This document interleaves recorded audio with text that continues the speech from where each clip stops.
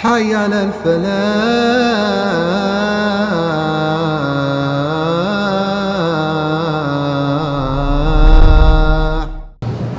السلام عليكم ورحمة الله وبركاته.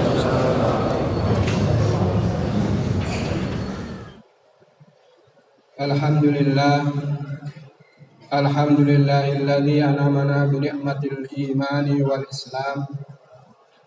أشهد أن لا إله إلا الله وحده لا شريك له، وأشهد أن محمدا عبده ورسوله لا نبي بعده.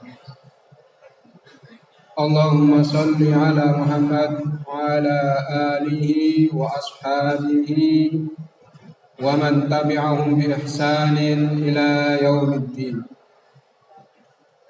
أعوذ بالله من الشيطان الرجيم. بسم الله الرحمن الرحيم. والعصر إن الإنسان لفي خسر إلا الذين آمنوا وعملوا الصالحات وتواصوا بالحق وتواصوا بالصبر. Kaum muslimin yang dirahmati oleh Allah, pertama sekali marilah kita mengucapkan syukur kepada Allah atas segala karunia, hidayah, nikmat kesehatan yang telah diberikan kepada kita semua, sehingga kita bisa melaksanakan kewajiban kita terhadap Allah Subhanahu wa Ta'ala. Salawat dan salam kita sanjungkan kepada junjungan Nabi besar Muhammad sallallahu alaihi wasallam, dan kita selalu berdoa semoga nanti pada hari kiamat kita akan mendapatkan syafaatnya.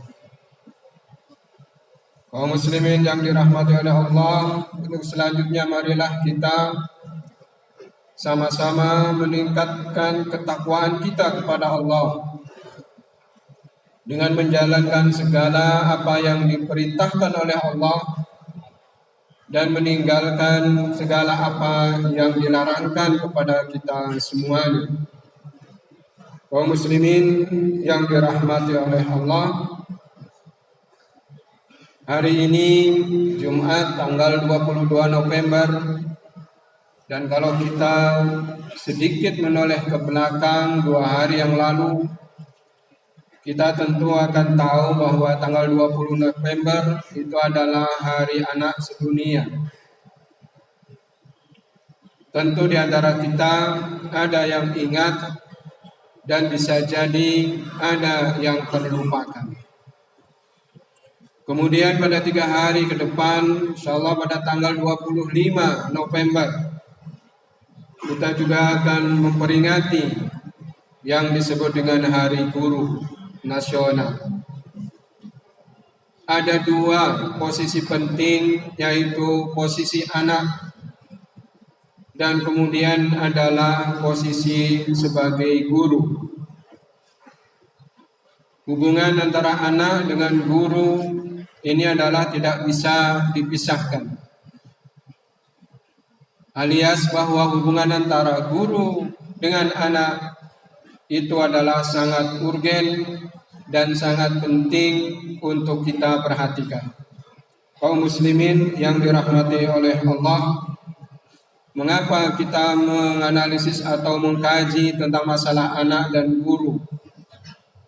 Tentunya di sini adalah hubungannya adalah hubungan pembinaan, hubungan pendidikan, hubungan pembelajaran.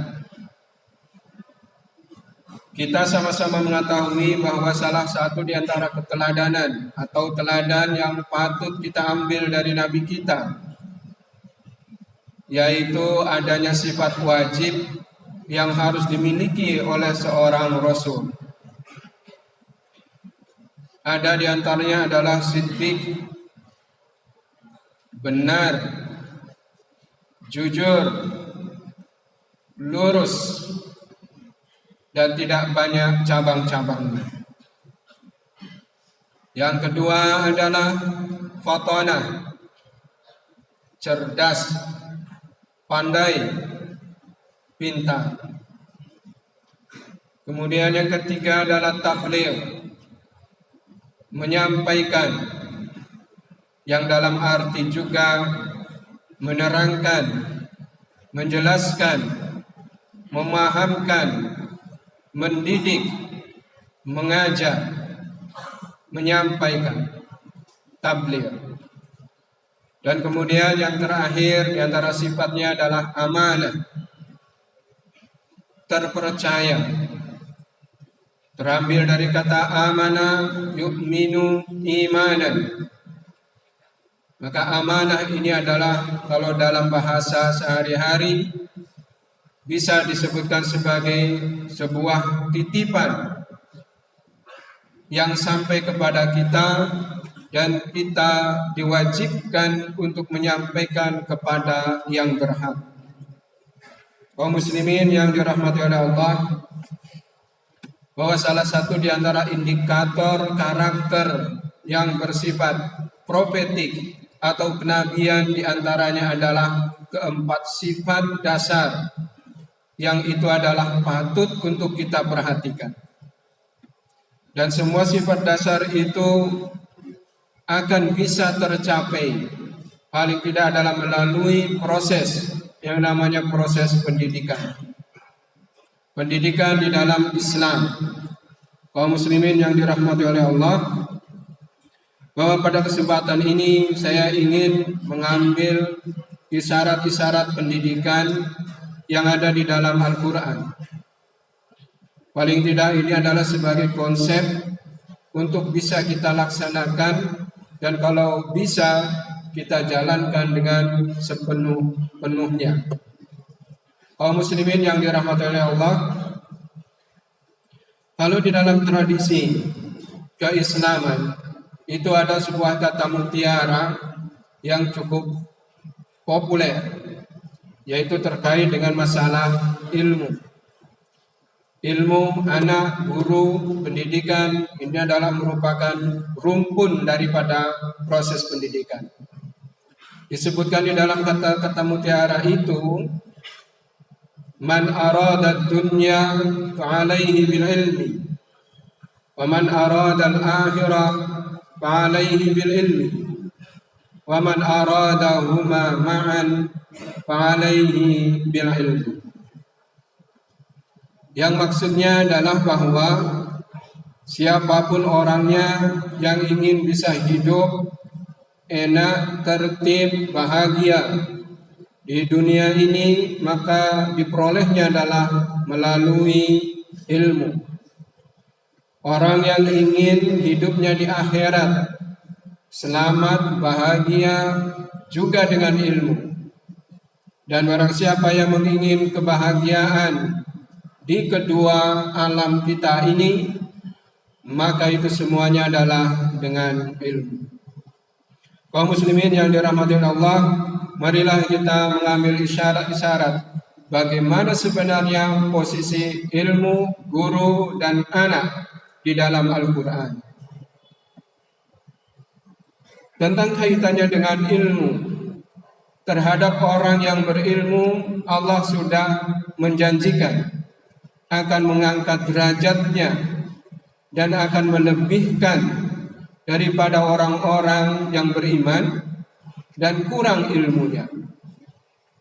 Oleh sebab itu, orang yang berilmu memiliki posisi yang sangat mulia. Tetapi syaratnya adalah harus ada iman di dalam dirinya. Yarfa'illahu alladhina amanu minkum walladzina utul ilma darajat. Kaum muslimin yang dirahmati oleh Allah, bagaimana sebenarnya di dalam Al-Quran itu cara untuk mendapatkan ilmu. Oleh sebab itu kita merujuk kepada ayat yang pertama kali turun kepada Nabi kita Muhammad SAW. Dalam surat Al-Alaq itu disebutkan, A'udzu billahi minasyaitonir rajim. Bismillahirrahmanirrahim. Iqra. Jadi yang pertama ini adalah kata kunci di antara untuk mendapatkan ilmu itu adalah dengan cara membaca. Dan di dalam cara membaca ini, siapapun orangnya yang membaca, dia pasti akan mendapatkan ilmunya. Akan tetapi di dalam Al-Quran itu disebutkan dalam ayat itu, Iqra bismi rabbikal ladzi khalaq. Bacalah. Tetapi dalam membaca itu jangan kita berdiri sendiri. Jangan karena kita membaca. Tetapi kita membacanya itu adalah bismi rabbikal ladzi khalaq. Kita membaca tetapi karena Allah yang menyuruhnya.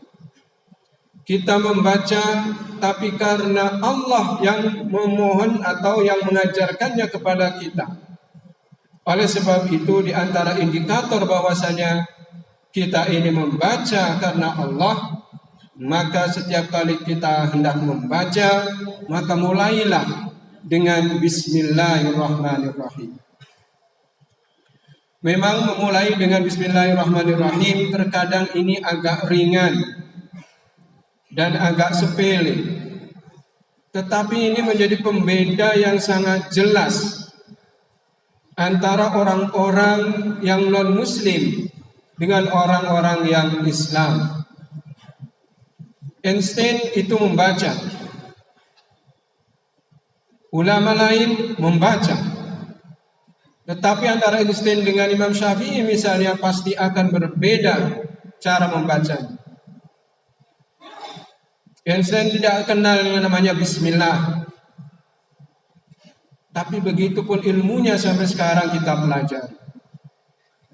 Imam Syafi'i menggunakan Bismillah, malah dia adalah salat terlebih dahulu. Di situ adalah merupakan pembeda yang sangat fundamental. Apakah ilmu yang kita miliki adalah ilmu yang berbasis kepada kemampuan diri sendiri atau ilmu yang disandarkan kepada Allah Subhanahu wa taala.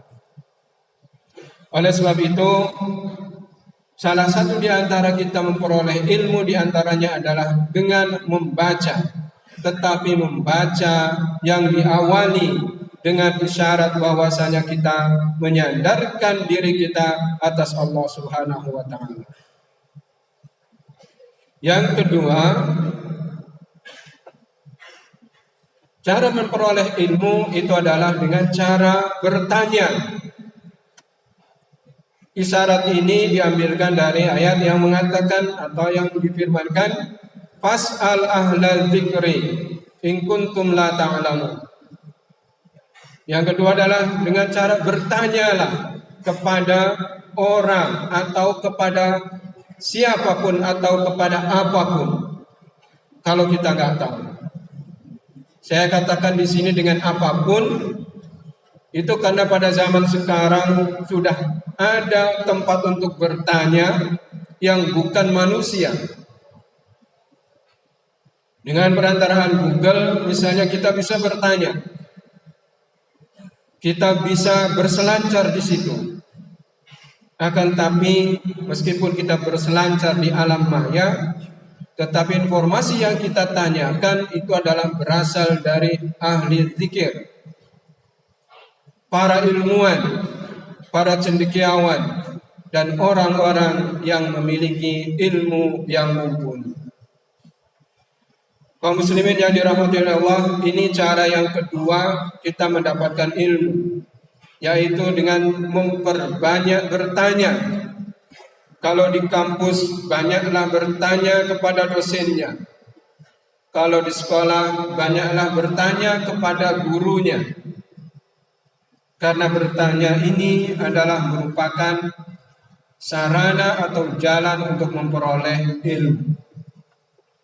Yang ketiga itu adalah dengan cara penelitian. Meneliti, mengkaji di laboratorium. Di dalam Al-Quran dengan ada istilah nazar. Nazara yang duru. Ungdur. Afala yang duruna ilal ibili kaifa khuliqat. Itu misalnya dengan kata nazar.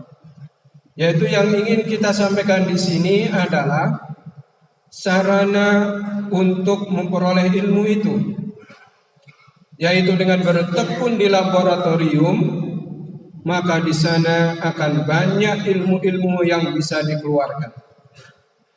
Kalau kita mengulang kaji peradaban Islam pada masa dahulu atau masa klasik atau pada masa abad ke-10 dan 11,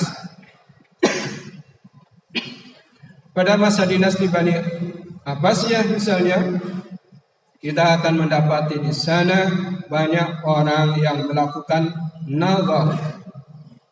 Kaum muslimin yang dirahmati Allah, barangkali masih ada lagi cara-cara untuk mendapatkan ilmu di dalam Al-Quran. Kaum muslimin yang dirahmati Allah, bahwa salah satu di antara tujuannya adalah untuk menjadi ulul ilmi.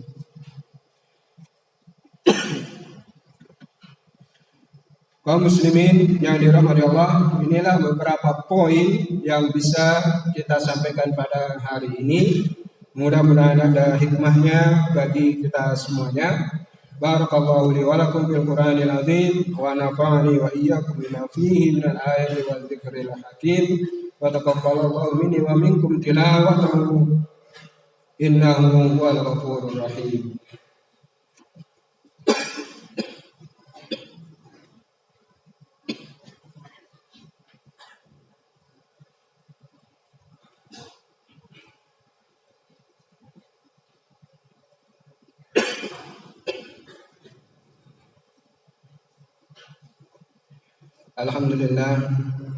Alhamdulillahirabbil alamin wassalatu wassalamu ala asyrafil anbiya'i wal mursalin wa ala alihi wa sahbihi ajma'in.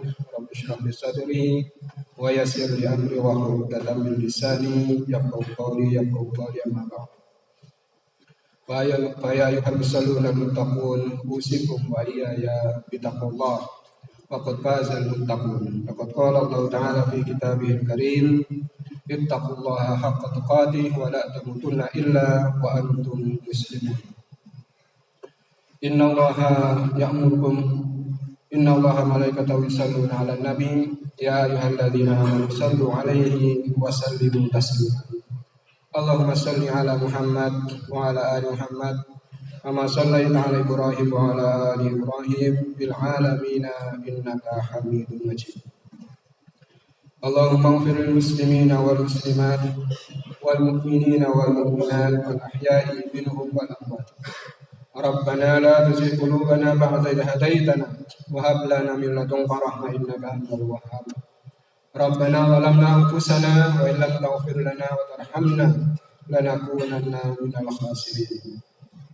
Rabbana atina fid dunya hasanah wa fil akhirati hasanah wa qina adzabannar.